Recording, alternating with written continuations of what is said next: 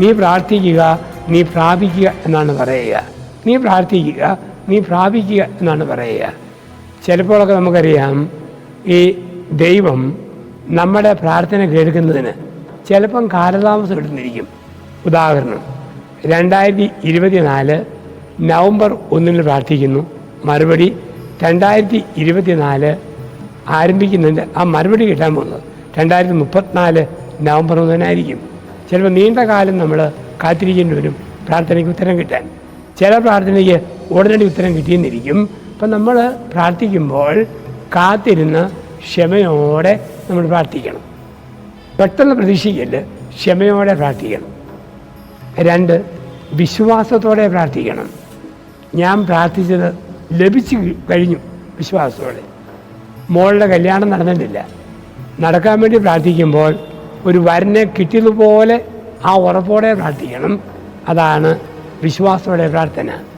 ഒരു പെരപണി നടക്കുന്നില്ല, പണിയാൻ ആഗ്രഹമുണ്ട്, പക്ഷെ ഒരു പെര പണിത് കിട്ടിയ വിശ്വാസത്തോടെ പ്രാർത്ഥിക്കണം. ദൈവമേ, നീ എനിക്ക് തന്ന വീടിനായി നിനക്ക് ഞാൻ നന്ദി പറയുന്നു. അപ്പോൾ ആ ഒരു വിശ്വാസത്തോടു കൂടി നമ്മൾ പ്രാർത്ഥിക്കണം, ക്ഷമയോടെ, വിശ്വാസത്തോടെ. മറ്റൊന്നാണ് പറയുക, നിഷ്കളങ്കതയോടെ പ്രാർത്ഥിക്കണം. ഉള്ളിൽ കള്ളമില്ലാതെ പ്രാർത്ഥിക്കണം. അതുകൊണ്ടാണ് പറയുക, കൊച്ചു കുഞ്ഞുങ്ങളുടെ മനസ്സോടെ നമ്മൾ പ്രാർത്ഥിക്കണം. പിള്ള മനസ്സിൽ കള്ളമില്ലല്ലോ, പിള്ള മനസ്സിൽ കള്ളമില്ല. ഉള്ളിൽ കളങ്കം വെക്കാതെ പ്രാർത്ഥിക്കുന്ന മനുഷ്യരാകണം.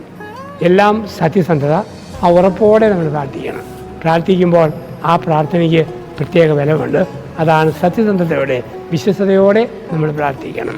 അപ്പോൾ ഒന്ന്, നമ്മൾ പ്രാർത്ഥിക്കുമ്പോൾ ഉറപ്പ്, വിശ്വാസത്തോടെ പ്രാർത്ഥിക്കണം. 2, നമ്മൾ പ്രാർത്ഥിക്കുമ്പോൾ കിട്ടി എന്ന ഉറപ്പ് ഉള്ളിൽ വെച്ച് നമ്മൾ പ്രാർത്ഥിക്കണം. 3, കുഞ്ഞുങ്ങളെ പോലെ നിഷ്കളങ്കതയോടെ നമ്മൾ പ്രാർത്ഥിക്കണം. 4, ത്യാഗമെടുത്ത് നമ്മൾ പ്രാർത്ഥിക്കണം. നമ്മൾ പ്രാർത്ഥിക്കുമ്പോൾ ഒരു ചെറിയ ത്യാഗം നമ്മൾ എടുക്കണം. അതാണ് ഉപവാസം എടുത്ത് പ്രാർത്ഥിക്കുന്നു, കൈവിരിച്ച് പ്രാർത്ഥിക്കുന്നു, മുട്ടിൽ നിന്ന് പ്രാർത്ഥിക്കുന്നു. ഒരു ചെറിയ ത്യാഗം, നൊമ്പരം വേഗത്തനുഭവിച്ച് പ്രാർത്ഥിച്ചാൽ ആ പ്രാർത്ഥനയ്ക്ക് ഒരു വലിയ പ്രത്യേകതയുണ്ട്. 5 പറയും, എളിമയോടെ പ്രാർത്ഥിക്കണം. അഹങ്കാരം വരുത്, തലക്കന വരുത്. ഞാൻ നിസ്സാരനാണ്, ഒന്നുമല്ല, മറ്റുള്ളവരിനേക്കാൾ ശ്രേഷ്ഠര, ആ ചിന്ത മനസ്സിൽ വെച്ച് നമ്മൾ എളിമയോടെ പ്രാർത്ഥിക്കുമ്പോൾ ആ പ്രാർത്ഥനയ്ക്കും പ്രത്യേകമായ ഉത്തരം നമ്മുടെ ജീവിതത്തിൽ ലഭിക്കുന്നു.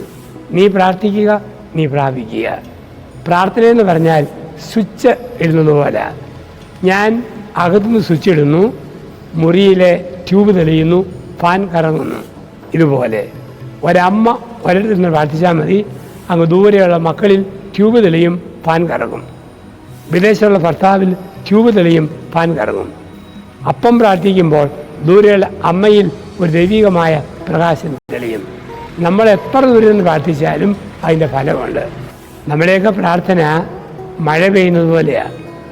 എങ്ങനെയാണ് മഴ പെയ്യുക? സമുദ്രത്തിലെ വെള്ളം നീരാവിയായിട്ട് ഉയരും, മഴ മേഘമായിട്ട് കെട്ടിക്കിടക്കും, മഴത്തുള്ളിയായിട്ട് പെയ്തിറങ്ങും. അതുപോലെ നമ്മുടെ പ്രാർത്ഥന മേഘം പോലെ വരും.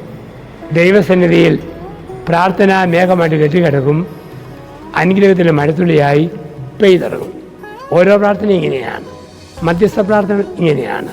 നിരാശപ്പെടാതെ പ്രാർത്ഥിച്ചു കഴിയുമ്പോൾ ആ പ്രാർത്ഥന അത്ഭുതങ്ങൾ നമ്മളിലേക്ക് കൊണ്ടുവരുന്നു.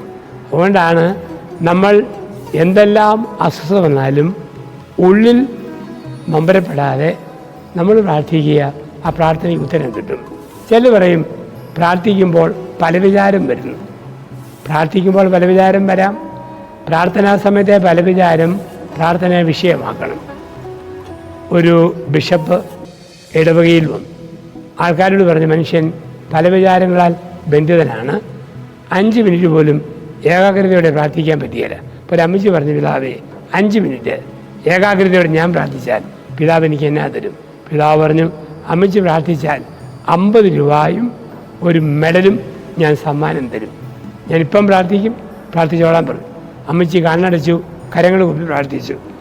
അല്പം കഴിഞ്ഞു, പിതാവേ 50 രൂപയും മെഡൽ ഇപ്പം തരുമോ, അത് ഞാൻ പിന്നെ വരുമ്പോഴേ തരത്തുള്ളൂ.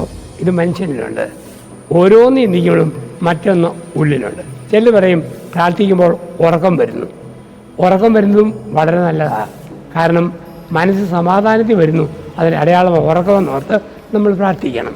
അപ്പം നമ്മൾ വലിയ വലിയ ഗുരുക്കന്മാരുടെ പ്രാർത്ഥന, ശ്രീബുദ്ധൻ്റെ മെഡിറ്റേഷൻ, ജൈനമത സ്ഥാപന വർത്തമാന മഹാവീരൻ്റെ മെഡിറ്റേഷൻ, യേശുക്രിസ്തുവിൻ്റെ പ്രാർത്ഥനാ രീതികൾ, മഹാത്മാഗാന്ധിയുടെ പ്രാർത്ഥന മെഡിറ്റേഷൻ. അദ്ദേഹം നമ്മൾ കാണുന്നുണ്ട് ഒരുപാട് കാര്യം ചെയ്യാനുണ്ടെങ്കിലും ഒരു ദിവസം ആഴ്ചയിൽ ഒന്നും ചെയ്യാതെ മൗനം പാലിക്കുമായിരുന്നു. കാരണം ദൈവത്തിനു കൂടി ഇരുന്ന് ശക്തി സംഭരിച്ചിട്ട് കർമ്മനിരതനായി പോകാനായിട്ട്. നമ്മുടെയും ജോലികൾക്കും വേലകൾക്കും ഒരു കൃപയും അഭിഷേകവും വേണോ? ദൈവത്തിൻ്റെ കൂടി ഇരുന്ന് ശാന്തതയിലിരുന്ന് ശക്തി സംഭരിക്കണം. ഈ സന്ദേശം ശ്രവിക്കുന്ന നമ്മളെല്ലാവരും ഓർക്കുക, കുടുംബത്തിൽ ഒരുമിച്ചുള്ള ഒരു പ്രാർത്ഥന, ഒറ്റയ്ക്കുള്ള ഒരു പ്രാർത്ഥന, ദൈവത്തോട് ബന്ധപ്പെടുന്ന ഒരു പ്രാർത്ഥന, ആ പ്രാർത്ഥനാ സംവിധാനത്തിൽ ബന്ധപ്പെട്ട് ഉൾക്കട്ടിയുള്ള കരുത്തുള്ള മനുഷ്യരായി നമ്മൾ മാറണം. മുതിർന്നവർ പ്രാർത്ഥിക്കുമ്പോൾ അതുപോലെ കുഞ്ഞുങ്ങളെയും പ്രാർത്ഥിക്കാൻ പഠിപ്പിക്കണം. പുതിയ തലമുറയും പ്രാർത്ഥനയിൽ അർത്ഥം കണ്ടെത്തണം. ലോകത്തിൽ ഒരുപാട് വ്യാപാരങ്ങളിൽ ഓടി നടക്കുമ്പോൾ അതിനപ്പുറത്തുള്ള ഒരു ബന്ധമുണ്ട്, ഒരു തിരിച്ചറിവ്. ഏറ്റവും വലിയ സമാധാനം തരുന്നത് പ്രാർത്ഥന വഴി ദൈവത്തോടുള്ള ബന്ധമാണ്. ആ തിരിച്ചറിവിൽ തലമുറകൾ വളരണം. അങ്ങനെ വളർത്താൻ നമുക്കും ജീവിക്കാൻ കൃപ ലഭിക്കട്ടെ. പ്രാർത്ഥന എന്ന വലിയ ശക്തി ഹൃദയത്തിൽ സൂക്ഷിച്ച് കർമ്മ മേഖലകളിൽ കർമ്മനിരതരായി മുമ്പോട്ട് പോകാം. പ്രാർത്ഥനയുടെ പാഠങ്ങൾ നമുക്ക് പഠിപ്പിക്കാം. നല്ലവനായ ദൈവം നമ്മെല്ലാവരെയും അനുഗ്രഹിക്കട്ടെ. നന്ദി, നമസ്കാരം.